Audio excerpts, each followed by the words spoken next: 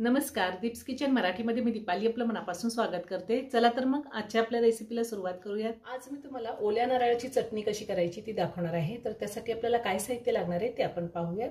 ओल्या नारळाची चटणी करण्यासाठी मी इथे 1 वाटी ओलं खोबरं किसून घेतलेलं आहे, मुठभर कोथिंबीर घेतली, अर्धा छोटा चमचा जिरे, 2 हिरव्या मिरच्या कट करून घेतलेल्या आहेत, 2 चमचे लिंबाचा रस घेतलाय, अर्धा छोटा चमचा साखर आणि चवीनुसार मीठ लागणार आहे।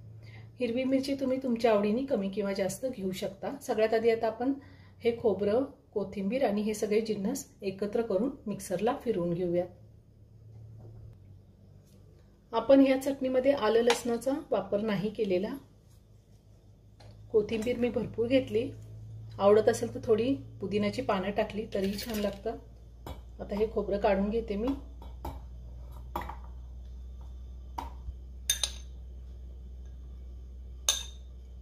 मी सगळं खोबरं काढून घेतलंय।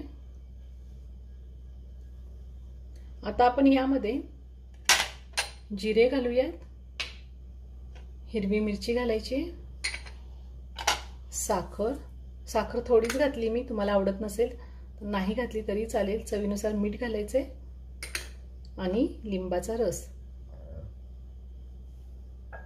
थोडंसं पाणी घालून आपल्याला ही चटणी वाटून घ्यायची। अगदी थोडं पाणी घातलंय।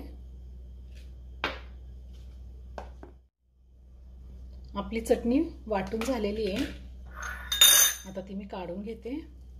एकदम व्यवस्थित वाटली मी, जास्त पाणी घालायचं नाहीये। तयार झाली ओल्या नारळाची चटणी। मी जिरे मोहरीची फोडणी दिलेली नाहीये, तुम्हाला जर द्यायची असेल जिरे मोहरीची फोडणी दिली तरी चालेल। व्हिडिओ जर आवडला असेल तर व्हिडिओला लाईक आणि शेअर करायला विसरू नका। रेसिपी आवडली असेल तर कमेंट करून नक्की कळवा। पुन्हा भेटूया अशाच एका छानशा साध्या आणि सोप्या रेसिपी बरोबर। धन्यवाद।